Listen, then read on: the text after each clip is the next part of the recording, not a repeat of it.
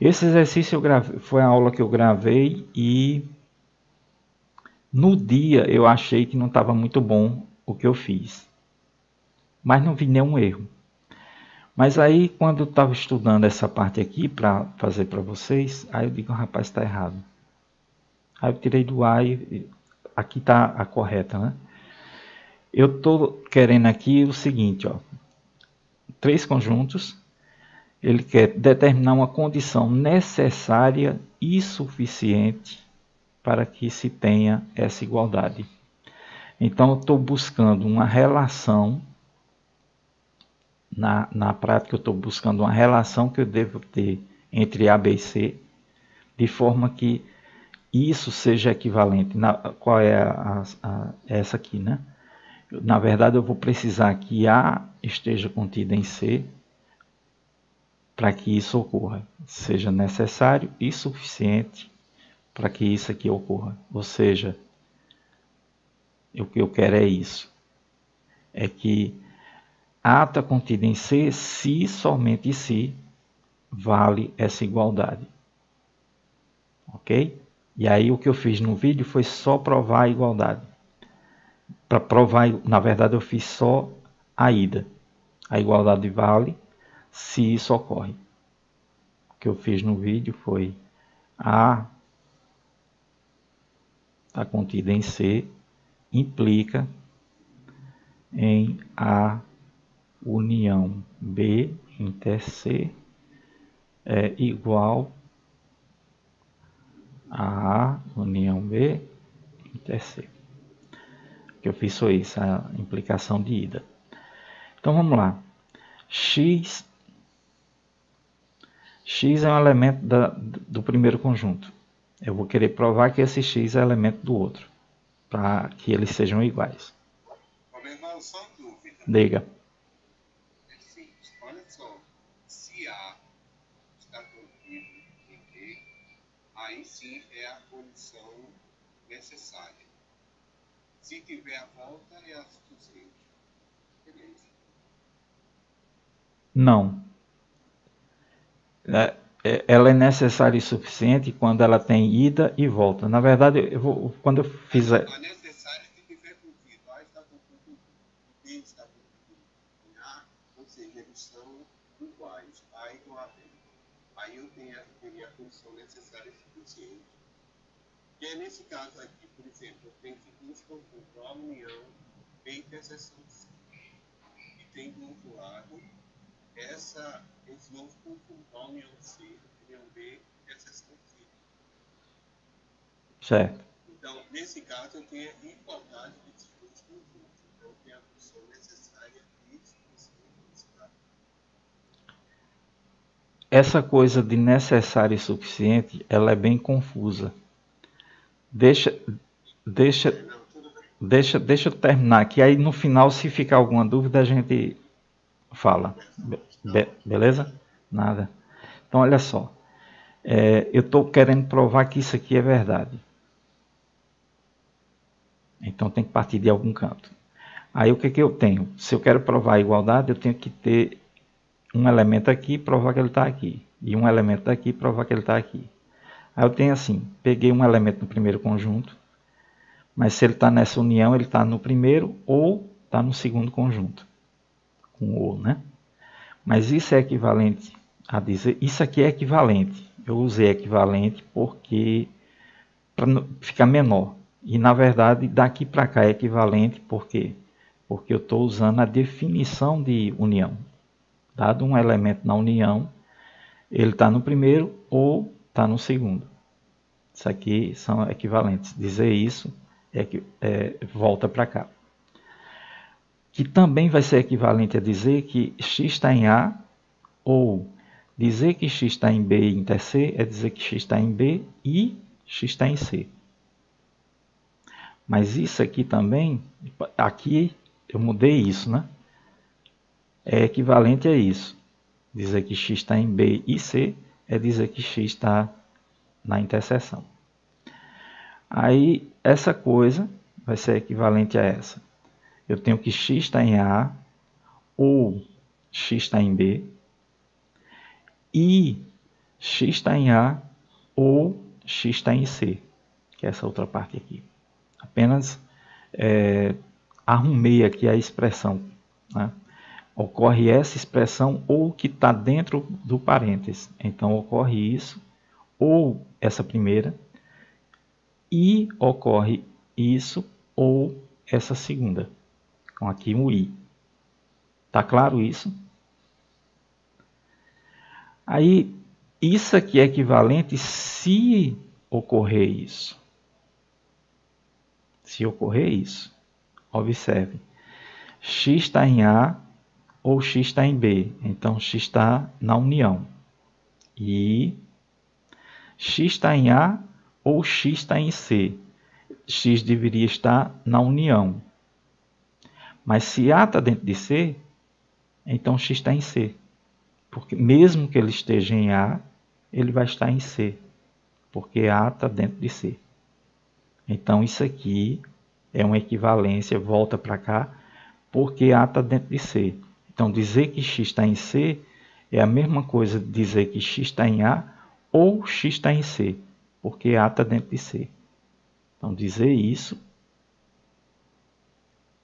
volta para isso, porque dizer que x está em C, ou ele está em A, ou ele está em C. Deixa eu tentar fazer um gráficozinho só para ajudar. Imagine que a situação é aqui, ó. Aqui está A e aqui está C. Então, estou pegando um x em C. Ele pode estar aqui, ou ele pode estar aqui. É o contrário, né? Como é? É o contrário. Eu fiz o gráfico ao contrário. O maior é C. A está dentro de C. De novo, já ia errando. Aqui é A. A está dentro de C. Então, o x pode estar aqui, né? X está em C. Então, x pode estar em C, ou o x pode estar aqui dentro. O x pode estar em A. Na verdade, essa afirmação de que x está em C volta para essa, independe desse fato. Mesmo que o A não estivesse dentro. Observe, eu estou com C aqui e o A aqui fora. Quando eu pego um elemento de C, x está em C. Isso significa que x está na união de A com C, porque ele é um elemento de C. Então, isso significa que x está em A ou x está em C. Então, essa afirmação ela é verdadeira independente de A e C, independente dessa condição. Deixa eu voltar aqui. Independente de A estar contido em C. Poderia ser bem diferente. Poderia ser interseção vazio. E mesmo assim, dizer que x está em C é dizer que x está na união de A com C, que é a mesma coisa de dizer que x está em A ou x está em C. Ok? Então a volta nem precisava disso. Para a ida precisa. Agora, isso aqui é equivalente a dizer isso. X está na união e x está em C. Então x está na interseção dessa união com C. Ok? Isso aqui daqui para cá é a definição de interseção, já que eu tenho um i. Então, o que eu provei aqui? Eu provei a ida. Se eu supor que isso aqui é verdade, então os dois conjuntos são iguais.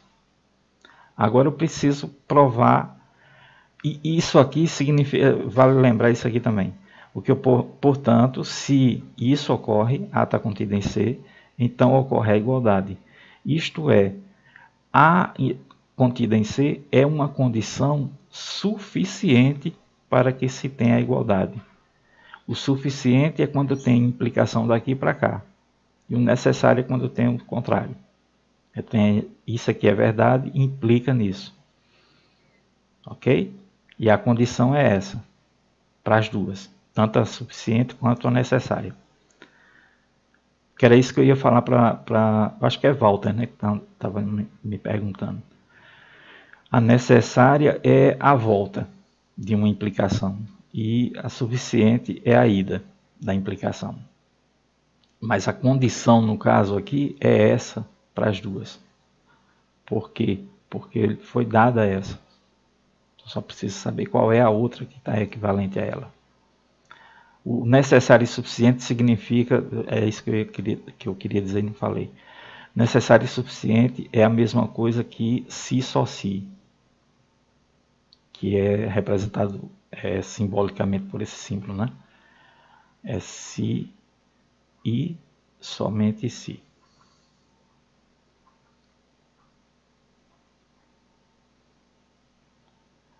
Que é representado assim e que pode ser ainda escrito dessa forma, necessário e suficiente. Sendo que aqui a gente está dizendo quem é a ida, quem é a volta. Vou voltar aqui. Aí agora vou fazer a volta. Vou provar que se isso aqui ocorre, então A tem que estar dentro de C. Aí eu estou aqui, ó, suponha que vale isso aqui. Sim, no meu vídeo eu fiz só essa parte. E concluí que a ida era a... Eu até errei porque eu disse que a ida era necessária e a volta seria suficiente. E o vídeo está todo errado, né? Até porque tem que ter essa outra parte aqui.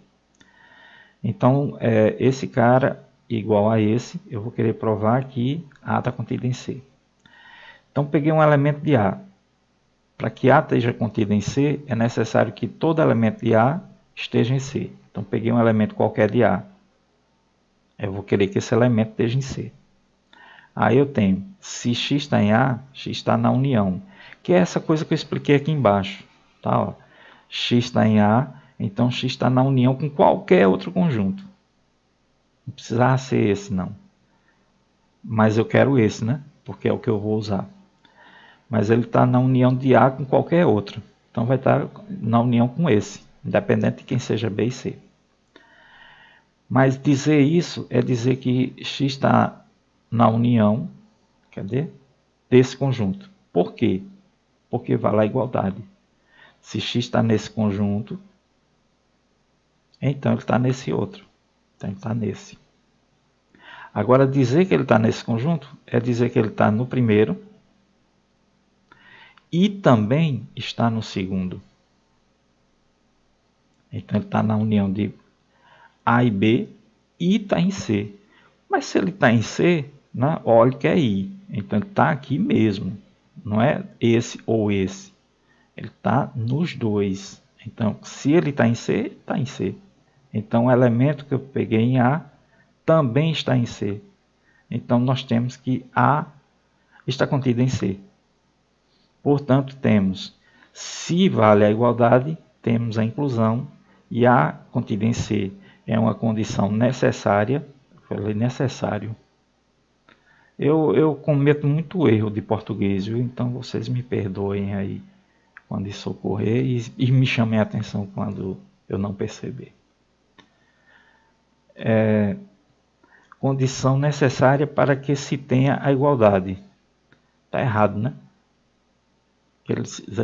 A não ser que eu tenha escrito, mas isso aqui é uma coisa meio controversa, porque fica correto do jeito que está aqui também.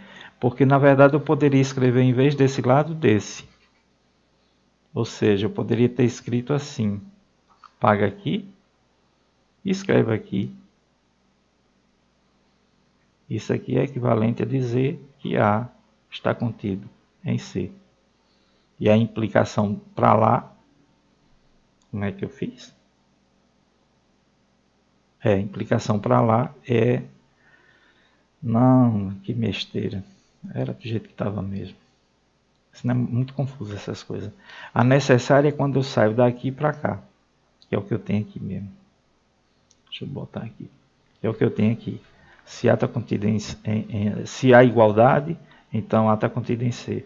Então essa é a condição necessária para que se tenha igualdade.